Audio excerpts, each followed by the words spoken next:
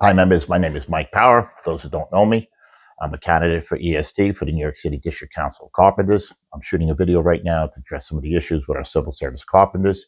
I myself is a civil service carpenter. I worked at the city back in the early 90s. I've taken the test over several years, and then later in my career, I decided to take a job with Housing Authority where I worked for 6.5 years, and to transferring back to Health and Hospitals where I work now. One of the concerns I know that's affecting a lot of our city carpenters, I figured I'd address the issue. One is that AOS prescription plan that we have. It's actually a plan that covers all our deductibles. I know the rate of it changes. From my understanding, it was like 2,300 or 2,400, then it went down, it's gone back up again.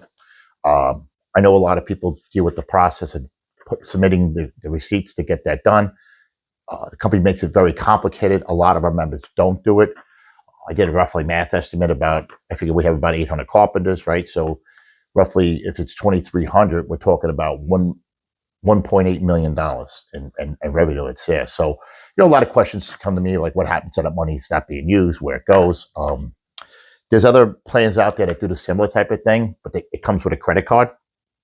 And the credit card has so much money on it every year, and it's a swipe thing. You use it at your grocery store, at your prescriptions, to pick up prescriptions at the pharmacies and stuff like that. I would try to work out to this company and try to figure out if we can implement a better policy, a better procedure for while we make it easier for our members to submit this paperwork.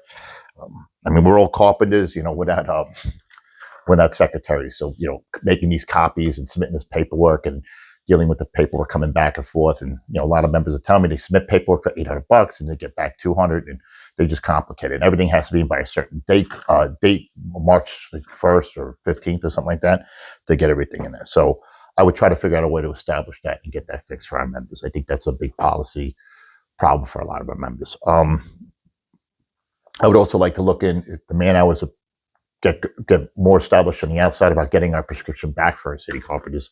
Those plans were taken away a while ago, and no one's actually stepped up to implement about trying to get that back for our members. I think our city carpenters are deserving of it for their family. It's an important thing to have for our family members, and we should definitely look at trying to get that back. And I think I'd be able to establish that if we can consolidate our work hours, work with our city carpenters, understand different implements of our trade. I had an issue with on a job one time, not an issue, but I saw trash compacting work being done with the city. I was able to recognize that that's millwrights work. A lot of members wouldn't understand that, and I was able to contact the millwrights. And I just recently was actually in contact with one of those business agents, and those companies actually ended up signing with the District Council of Carpenters, and now we do the work in-house. Also, a lot of stuff with the turf work that gets done in these city parks. A lot of people don't realize that work is covered under the floor covers. So these are other jobs that I think that informing our members in the city agencies to understand what our work is, so they know which city agency or business agent should be contacted, so that they can check their jurisdiction to make sure that work is being consolidated the best way for ourselves. So that would be a great idea. The other thing too is I believe that there should be some type of shop steward training for our city stewards, to give them the education and the stuff they need to do, just like I was speaking about, knowing our jurisdiction, very important, knowing our Miranda rights, Vanguard rights. Sorry, guys, slipped my head there a little bit. Understanding those and what to do if you're brought into questioning or any type of correctional type of stuff, you should know your rights on what to do. Being a city carpenter and work with different agencies, you work with like Housing Authority, you end up dealing a little bit more with the public, and you deal with situations where you're dealing with people that have mental problems and stuff like that, and you should know your rights and what you're dealing with and how to document it. And if you don't feel right dealing with these people because of prior incidents, you should document those things so you're protecting yourself. So you're not, it's not a derelict of duty, I think would be the technical word for it. You're not refusing work, but your safety comes first. And that's the key thing. We've got to make sure that our members understand that, and that people are behind them to protect them and that stuff. I also realized over the years, I did a lot of help with members that had health issues with the city. One guy had a major artery rupture in his leg, and then I had a friend of mine pass away from COVID. The city agencies make things very complicated. Each agency is a little different than others. Housing Authority, to me, is one of the biggest nightmares out there. It's very hard to get anything done in that agency. You feel like you're hitting a wall every time you make a turn.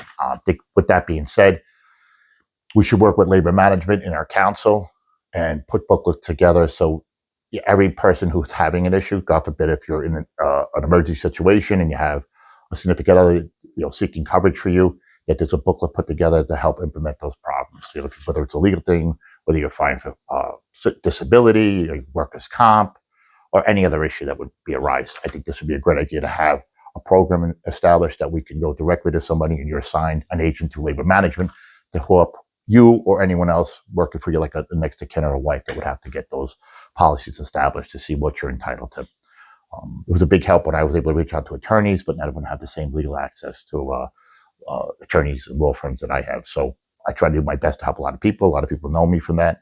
And it's important to have that families, because, people, when they're in that situation, they feel like they're lost, and to navigate the system can be difficult at times. Another thing I wanted to do was, I think it would be very important to make the city city informational meetings, because they're not considered union meetings, they're informational meetings. It's not a charter, so everyone knows that. You can come and speak at any meeting. You can actually ask to speak up on the podium. These are not charters. That would be another thing I would like to do, is form a charter for city carpenters, but one task at a time. But with those informational meetings, I would move forward to have those meetings put on Zoom. So if there is stuff being discussed at that meeting, it'd be great for members that are working overtime, members that have prior commitments to children and family at home, that might want to attend these meetings to get information, or maybe email a question and that could be answered by somebody in the room, or bring something to some of our attention that might be a concern to a member. And I think by putting it online would be a great idea. Just an opportunity. Everyone get an email. They had the meetings every 3 months or something like that. You get an email and you'd be able to attend that meeting through a video cam like this. I don't see why we can't do it in today's technology. It may be a simple request to help some of our members out there. With that being said, I'm going to keep this video short. I'm going to keep it under 6 or 7 minutes, make it easy for everyone to watch this. If anyone has any questions or any things about city agencies or stuff like that, please send me private messages. You can reach me on Facebook, or you guys can email me. My email address is power608 at hotmail.com. I'm happy to answer any questions. If anyone has any questions about the election coming up, by all means do that. Everyone will be getting a ballot in the mail October 29th. Please, it's very important that you fill out your ballot, get it back in the mail. Everything has to be back by November 19th, and the count will be November 21st. If elected as EST, your next EST, these are a lot of things I would like to implement for our city carpenters, and to get more access for people to get questions answered, and make them feel like they're more part of what the Brotherhood is supposed to be. And my reputation speaks for itself as far as trying to help members. With that being said, I want to thank everyone for their support out there. And once again, those ballots are in the mail October 29th. Do your best to contact all your workers and share this video with everyone else, all right? Thank you a lot. Bye.